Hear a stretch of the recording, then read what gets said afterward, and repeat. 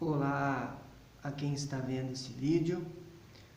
A segunda parte, então, do livro O Pálido Ponto Azul começa falando a partir do capítulo 4 ao capítulo 6 dessa obra. Muito poética, por sinal, essa obra, né? Então, o questionamento do que é feito o universo, né? Como é que a gente enxerga o universo?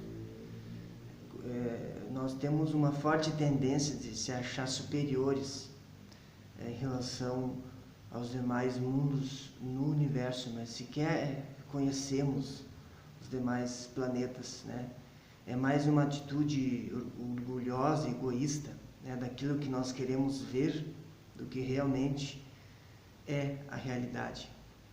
Galileu, ele optava e escrevia e falava a respeito das experiências e demonstrações dentro da física, que elas são muito importantes, que não é nas escrituras que a gente vai achar a explicação racional, até mesmo porque as escrituras elas têm uma cultura envolvida, e a ciência ela busca argumentos lógicos, por um método que tem que provar, né?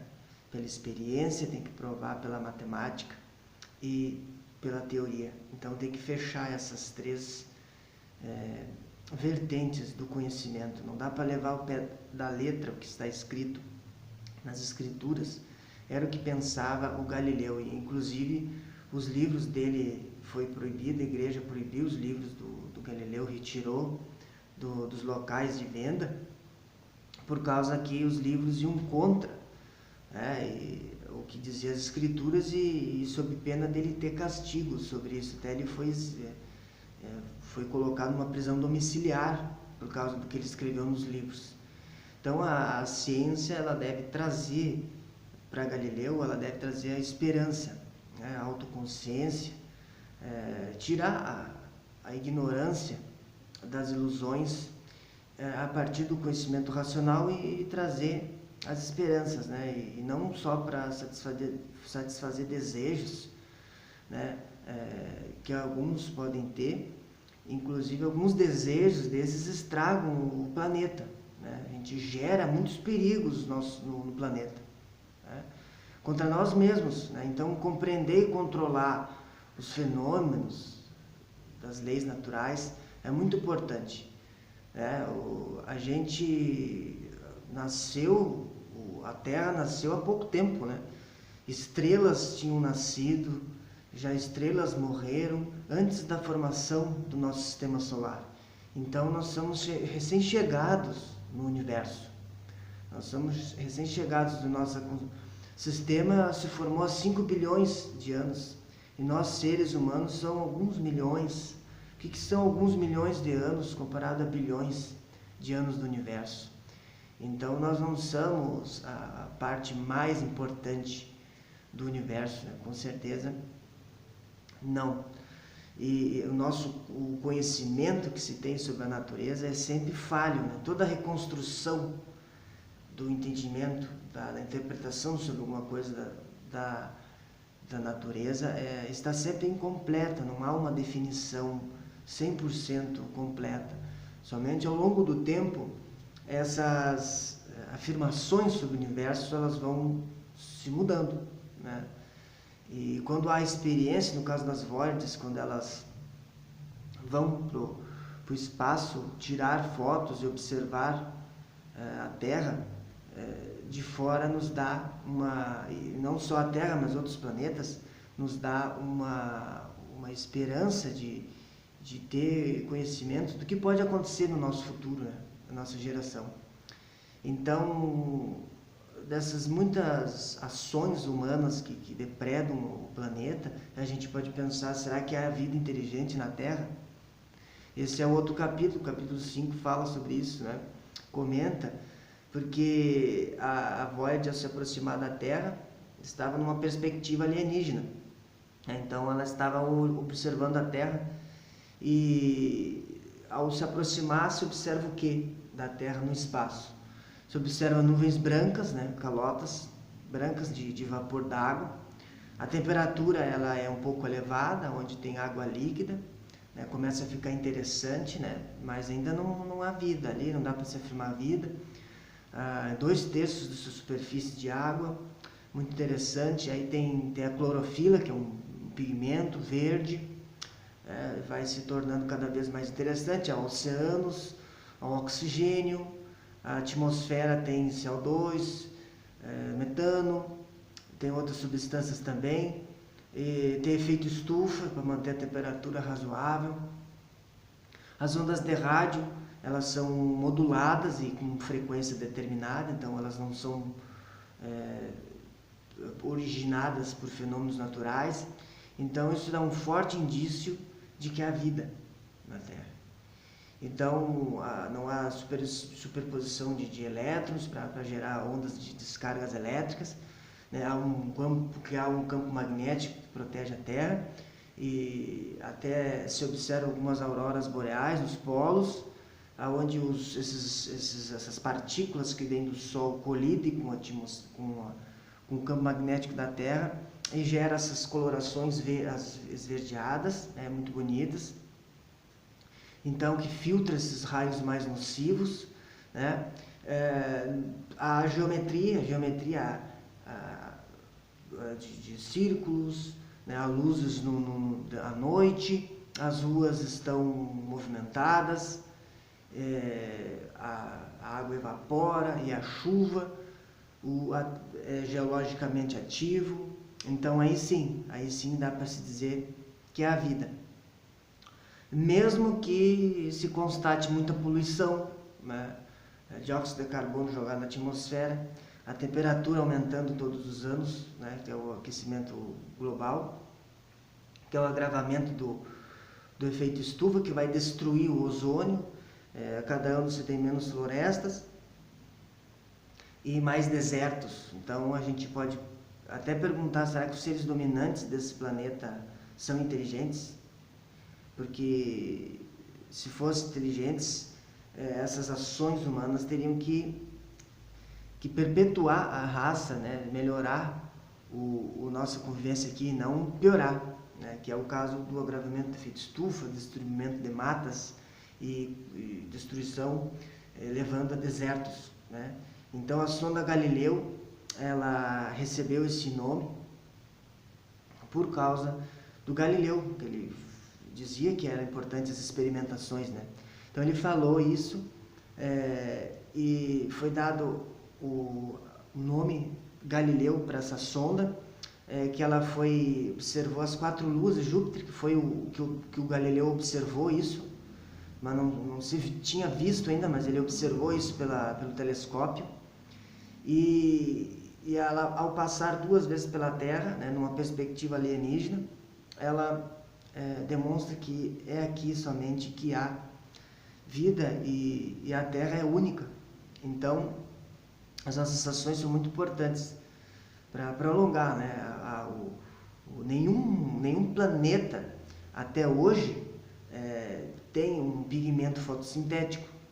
Se há um gás fora do equilíbrio, se há luzes à noite, se há padrões geométricos, e fontes de emissão de rádio que não seja fonte astrofísica, né? Não há planetas assim como a Terra. Então a Terra é um planeta diferenciado, não há nenhum igual à Terra até hoje, observado pelas sondas, né? E pelas amostras que se tem. Por isso a importância dessas sondas como a Voyager, né? O triunfo da Voyager, capítulo 6. Então o que traz de benefícios, construções para ir no universo, descobrir o universo afora, né? O que há de importante nisso? Bom, os satélites, eles predizem o tempo, né?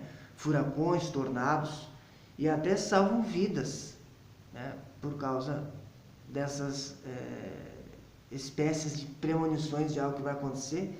Não são premonições, claro, são estatísticas, né? Se há alguma coisa que vai acontecer muito, se a pessoa sair sem cinto, passar sinal vermelho a 200 por hora, é muito provável que ela sofra um acidente, né? Então esse é um dado estatístico, né? Não tem nada a ver com misticismo ou de algo que alguém acha que vai acontecer.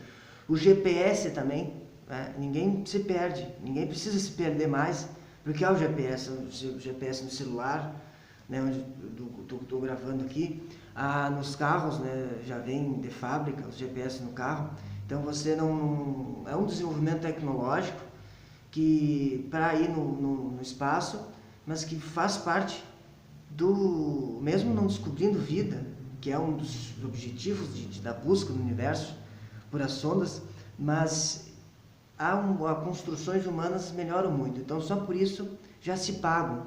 Inclusive o que se gasta com astrofísica é muito menor do que se gasta com material bélico nos países que mais investem. Então não sai muito caro, né? Isso, o que está lá no livro O Mundo Assombrado pelos Demônios, do Carl Sagan, que eu também já fiz os vídeos aqui. Lá se dá uma comentadinha também sobre essa parte, assim, dessas invenções humanas para lucrar, né? E então a existência de planetas ao redor das estrelas é muito importante para estudar a nossa própria história, né? A gente observando a evolução de um planeta, como Marte, por exemplo, como Marte ficou assim, será que nós no futuro vamos ficar como Marte? Possivelmente pode acontecer, nós estamos extraindo os elementos naturais e uma hora isso vai acabar. Em Marte tem mais os vídeos mais a seguir que o livro traz alguns relatos sobre como é Marte e tal. Eu vou deixar para fazer isso lá mais adiante.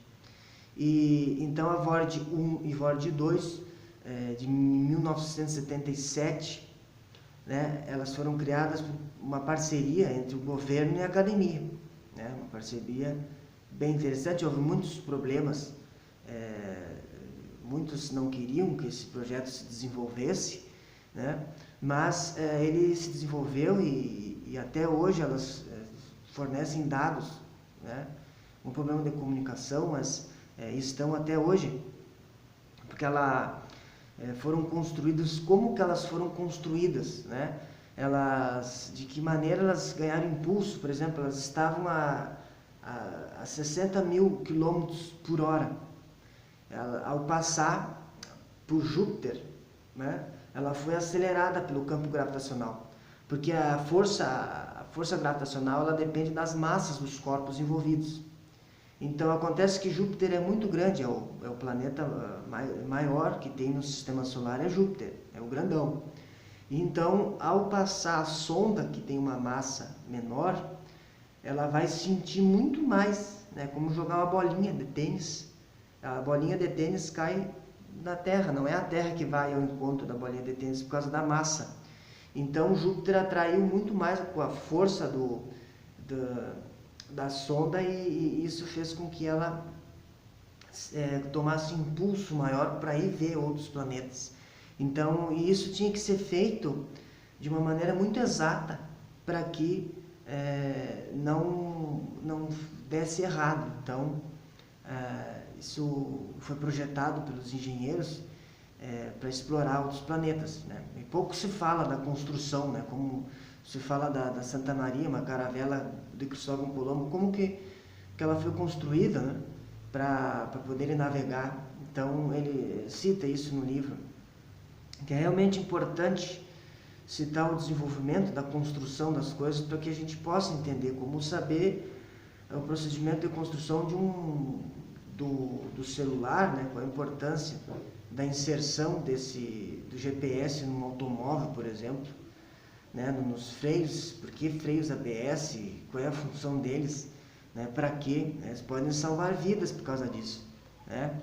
Então, o plutônio que foi usado como combustível nas Voyagers para gerar eletricidade, longe do Sol, não dá para usar painel solar, né? Painel solar não vai adiantar longe do Sol, porque existe a heliosfera, que é até se achava que era um pouco menor e até hoje não se sabe até onde vai essa heliosfera, que é o campo magnético da Terra, do Sol, né, que envolve a Terra também.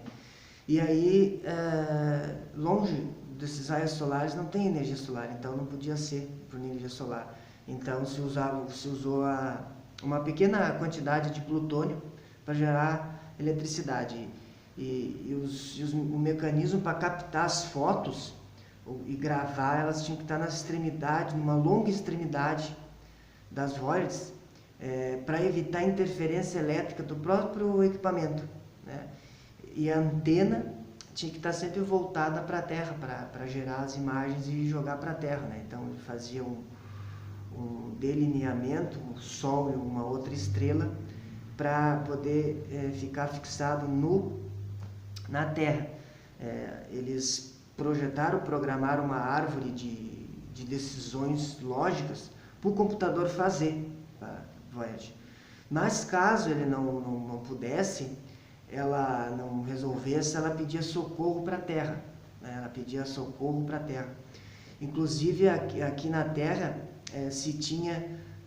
se comprou vários equipamentos para simular as Voyages, e eles inclusive simulavam defeitos nesse simulador aqui na Terra, para simular o que podia acontecer com as Voyages lá no espaço. Então muitos problemas foram desenvolvidos, foram solucionados por causa disso. Então eles estavam tentando prever, os engenheiros tentavam prever qualquer tipo de problema que podia ter, né, de erros, para compreender esses erros, para gerar um banco de estatísticas para poder solucionar quando acontecia, né, porque tem que solucionar muito rápido, né. Tinha um problema da câmera também, tirando fotos. É a mesma coisa que você está tirando uma foto dentro do carro em movimento, né? Ela vai ficar borrada. Então o que tinha que fazer? A Voyager a 55.000 km/h, fica bem borrada a foto, né? Que está se movimentando muito. Eles usavam o projetor e os radiotelescópios todos interligados aqui na Terra para aumentar a sensibilidade. E esses propulsores eles acionavam para compensar, né? Para contrabalançar essa velocidade, para a foto não sair mais nítida. Então, essas maravilhas, construções que a espécie humana desenvolve.